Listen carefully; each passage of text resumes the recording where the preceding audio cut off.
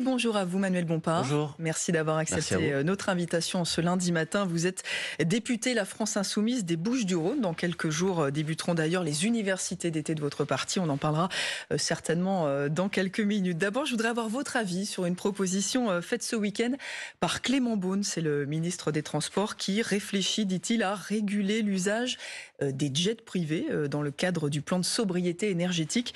Est-ce que ça vous paraît une bonne idée ?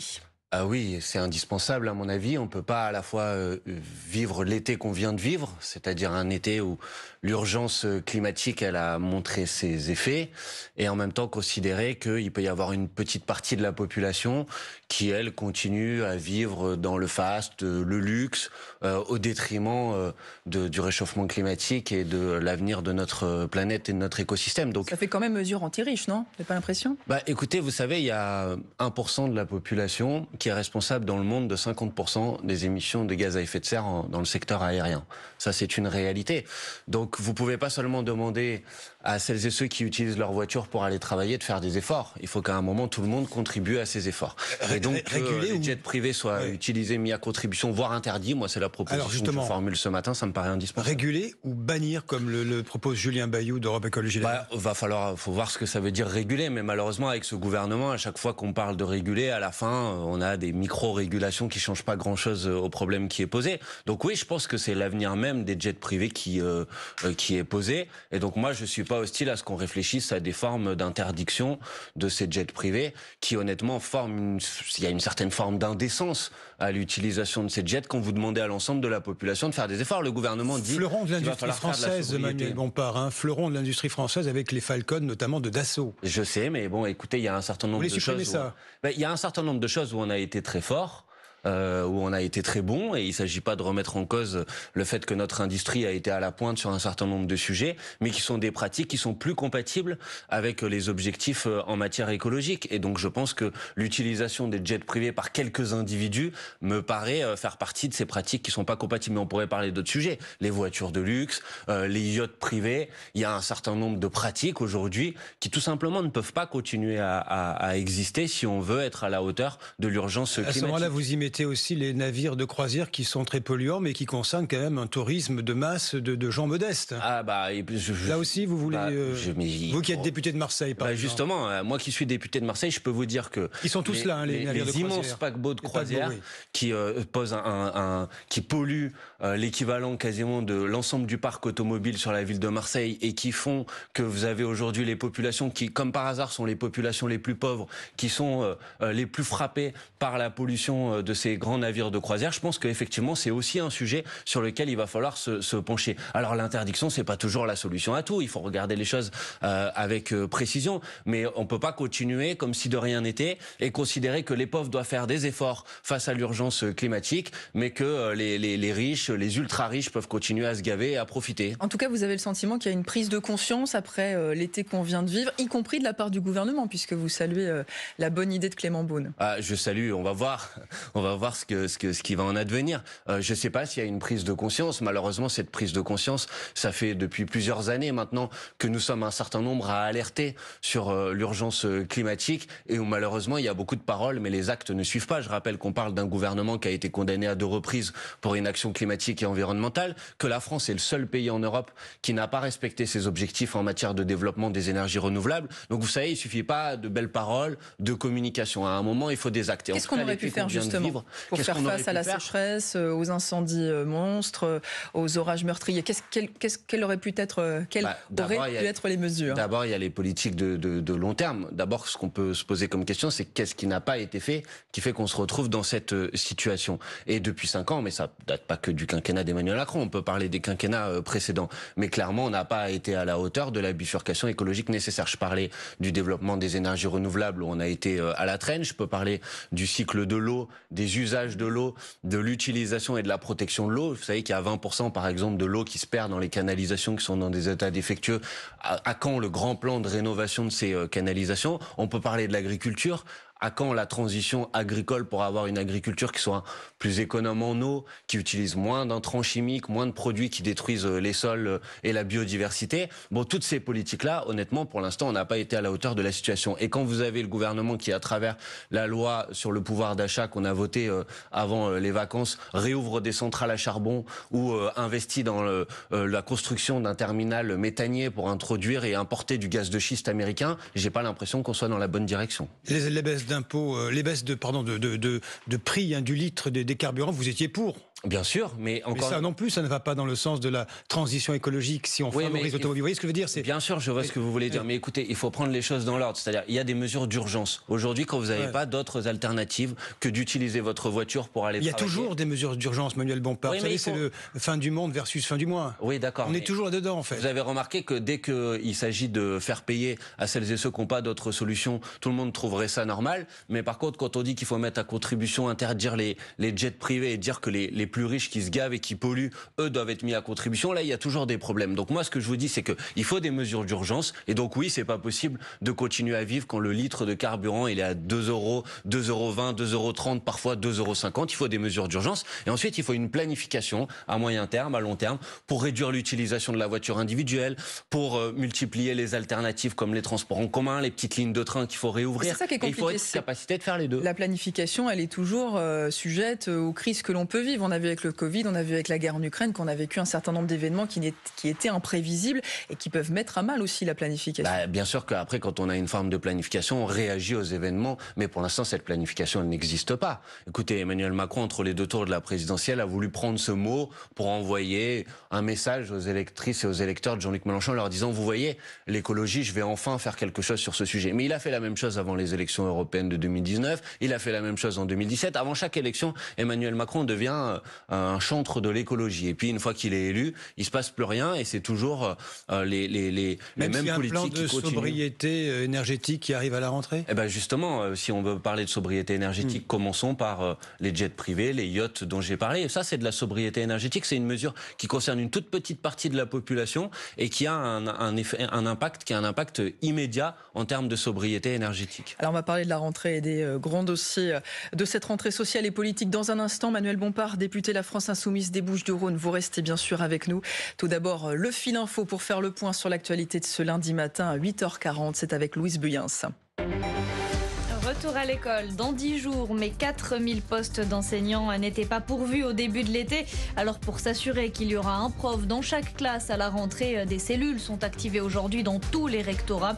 Des contractuels vont notamment suivre une formation en accéléré cette semaine. Pour le conseil exécutif de la Corse, il est temps de tirer les indispensables leçons de la tempête de jeudi dernier qui a coûté la vie à 5 personnes. Le conseil se demande si on aurait pu mieux anticiper l'arrivée de cet orage en installant par exemple des bouées de mesure au large de l'île. C'est l'une des mesures phares de la loi climat. Les publicités pour les énergies fossiles sont désormais interdites en France. Seul le gaz y échappe pour que les consommateurs soient informés des options de remplacement alors que les tarifs réglementés prendront fin l'été prochain. Un festival de buts au Stade Mauroy hier en clôture de la 3e journée de Ligue 1 de foot. Le PSG s'est imposé 7-1 contre Lille. France Info. Le 8-30 France Info, Jean-François Aquili, Céline Aslo. Avec nous Manuel Bompard, député La France Insoumise de Marseille, des Bouches-du-Rhône. Manuel Bompard, vous n'avez rien obtenu pour cette loi pouvoir d'achat. Vous militiez pour le SMIC à 1 500 €. Ça n'a pas été voté. Ma question, c'est la rentrée qui s'annonce. Comment est-ce que vous allez vous opposer à la réforme de l'assurance chômage à l'automne ? On va se battre comme on l'a fait sur ce texte sur le pouvoir d'achat, sur le budget, c'est-à-dire bien sûr à l'Assemblée nationale, mais aussi dans les mobilisations, puisqu'il y a déjà des dates qui sont prévues. Il y aura une manifestation le 29 septembre à l'appel des organisations syndicales. Vous voulez dire quoi, un 3e tour social dans la rue ? Je ne sais pas si c'est un 3e tour, mais il est normal que quand il y a des débats à l'Assemblée nationale, la société aussi, elle s'empare de ces débats. Et donc, il y a des appels à la mobilisation, ils sont déjà posés, notamment sur la question des salaires. Vous l'avez dit, il y a eu un texte sur le pouvoir d'achat. Nous avons proposé et nous disions, si vous voulez augmenter le pouvoir d'achat des Françaises et des Français, la première solution, c'est d'augmenter les salaires. Et ce que peut faire l'État, c'est facile, c'est augmenter le SMIC. Nous proposions le SMIC à 1 500 € net. Le gouvernement l'a refusé. Et donc, ces revendications-là, elles sont toujours sur la table parce que tout le monde sait que le texte sur le pouvoir d'achat du gouvernement ne permet pas de répondre à l'urgence, notamment avec l'inflation qui atteint 6-7%. Donc ces sujets, ces revendications, elles sont toujours présentes. Manuel Bompard, le gouvernement veut durcir les règles d'indemnisation de cette assurance chômage. Donc ces durées montants qui seront donc réduits en période d'embellie, c'est un peu aussi l'idée, et inversement.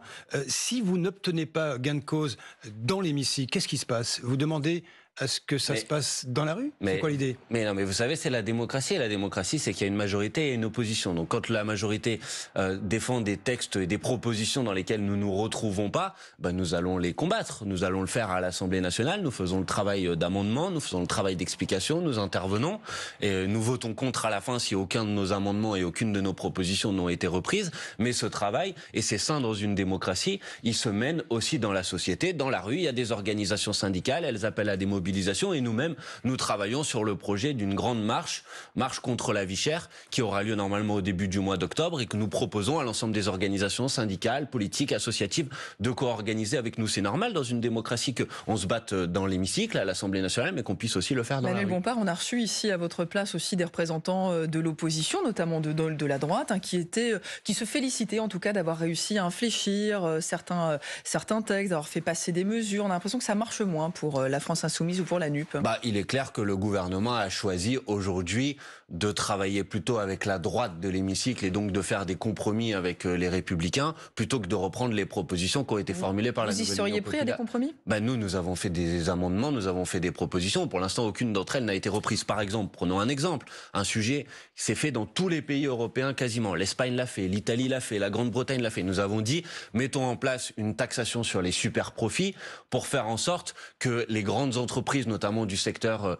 de l'énergie, des carburants, du transport maritime, qui ont fait des profits gigantesques, records, soient mis à contribution. Là-dessus, vous étiez un peu tout seul, effectivement.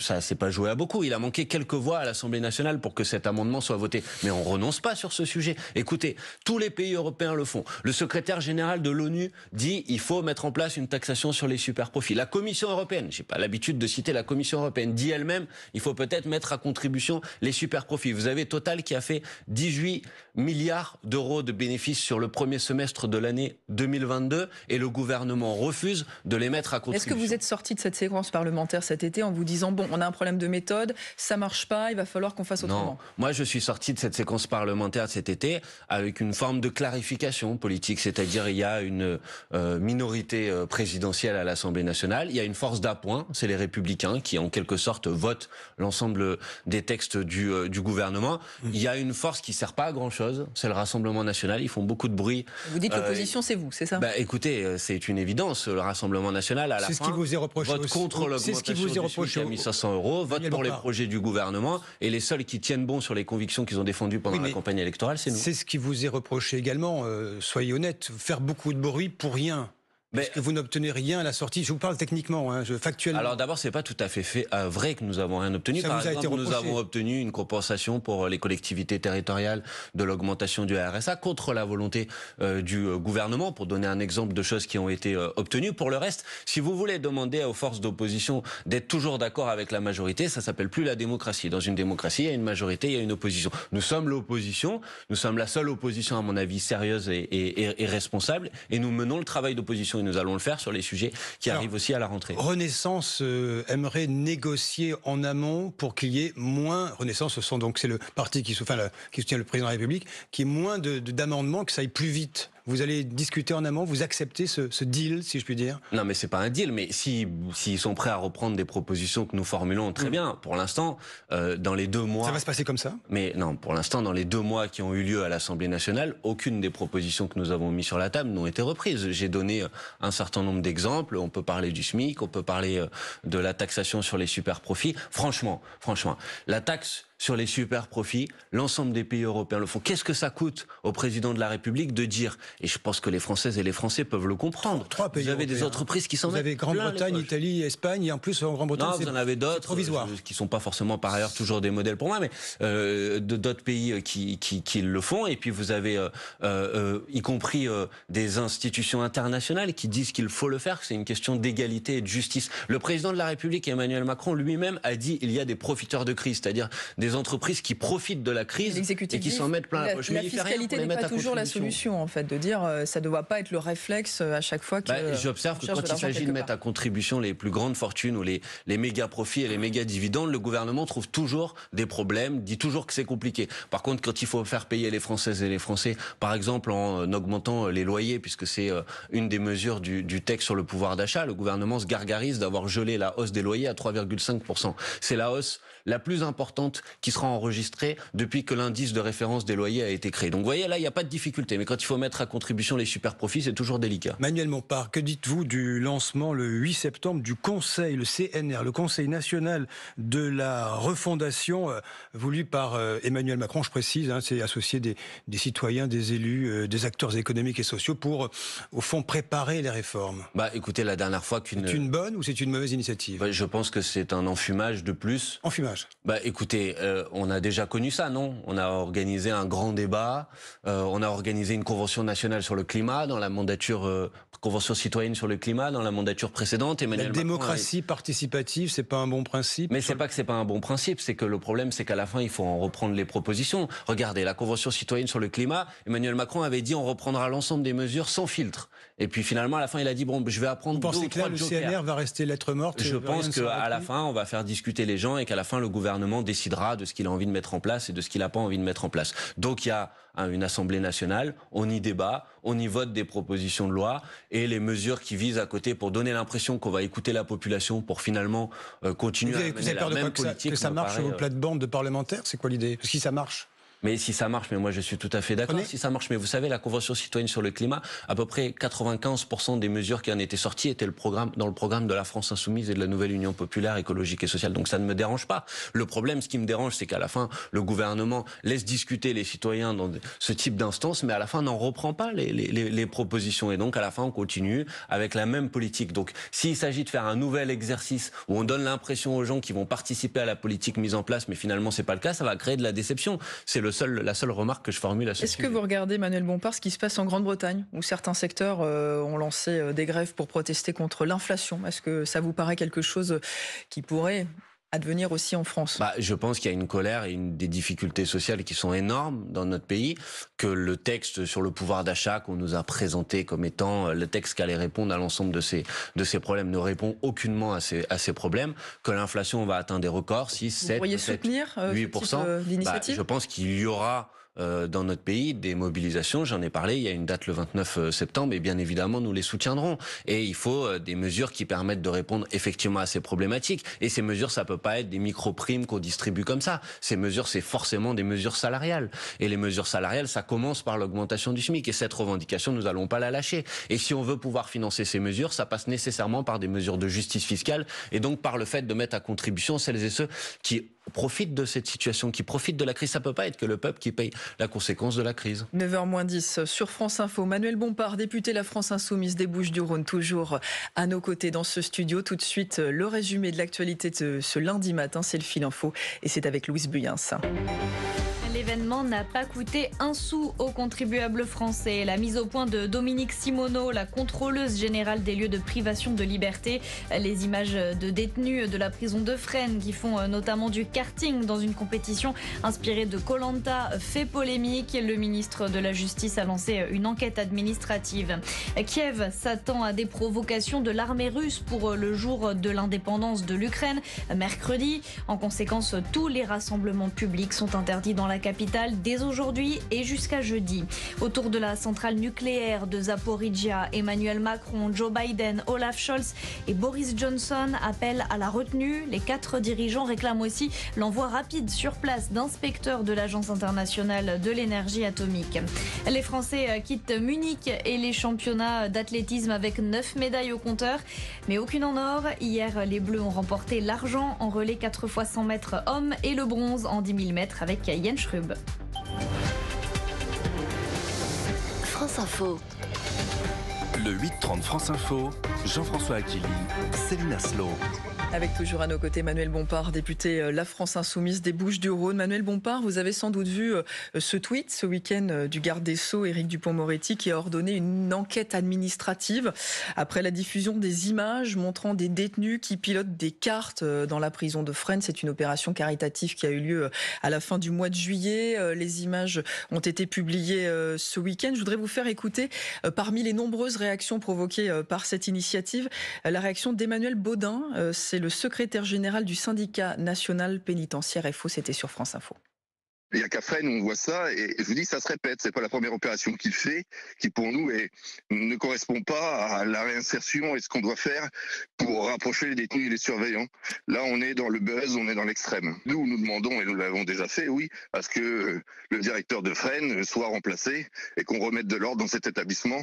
Manuel Bompard, est-ce que vous comprenez que ça choque certains syndicats pénitentiaires et une partie de l'opposition, notamment de la droite et de l'extrême droite ? C'est une polémique qui a été initiée par l'extrême droite pour une opération qui date d'il y a plusieurs semaines, qui à l'époque d'ailleurs n'avait pas suscité particulièrement d'indignation et qui est instrumentalisée. Parce que quand je lis les tweets qui consistent à dire que la prison ce serait devenu le Club Med, moi j'invite les personnes qui disent ça à venir en prison, à venir notamment à Fresnes, et on verra que des détenus qui sont à 3 dans une cellule 22 heures sur 24 dans des situations d'insalubrité, avec des rats dans les couloirs, avec des punaises de lit dans les cellules, avec des matelas qui sont au sol, vous savez, ça c'est pas le Club Med. Alors qu'il y ait des opérations qui visent, d'ailleurs qui sont des opérations caritatives, qui visent à aider à financer des associations et qui permettent des projets, qui permettent un petit peu des moments un petit peu de bonheur pour faire en sorte, parce que ça reste des êtres humains. Une course de cartes dans la cour d'une prison, non, mais alors c'est vrai après, que c'est une image assez inhabituelle qui peut être assez choquante. S'il y a des difficultés de sécurité, ça je peux les entendre. Ça,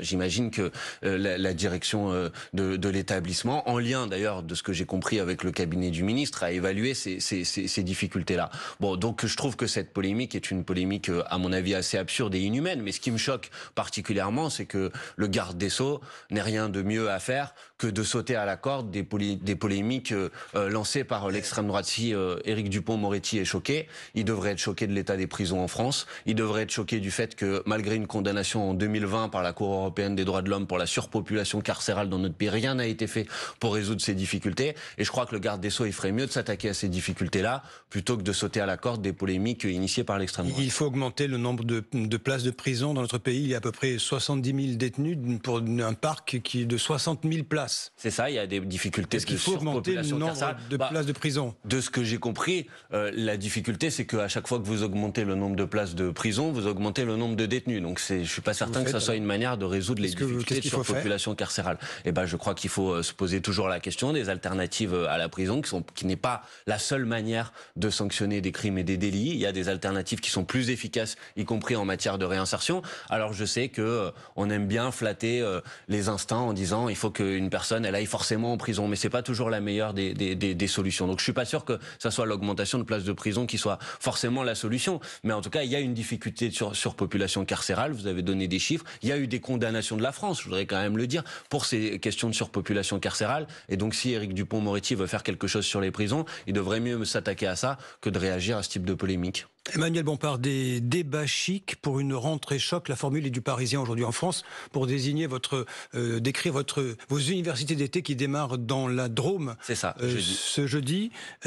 Pourquoi avoir invité Rachida Dati, Marlène Schiappa, Clément Beaune, Olivia Grégoire, l'opposition, des membres du gouvernement ? Parce que le principe de ces universités d'été, c'est d'avoir des moments de débat, de discussion.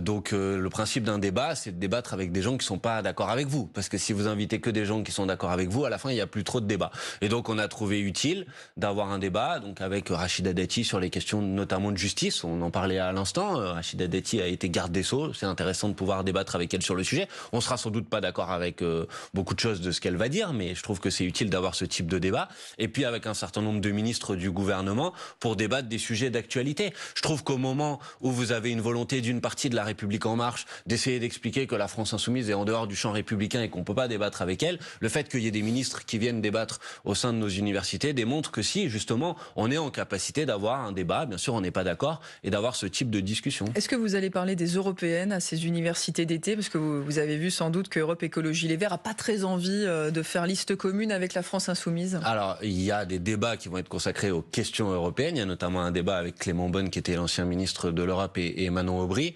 Donc, bien sûr que ces sujets-là, ils seront au cœur de nos universités d'été. Maintenant, en ce qui concerne les élections européennes, elles ont lieu dans 2 ans. On a le temps. Oui, ça se prépare en amont quand même. Bien sûr, on en parle. On a mis un certain nombre les de Verts disent déjà qu'ils sont plutôt contre, même 2 ans avant.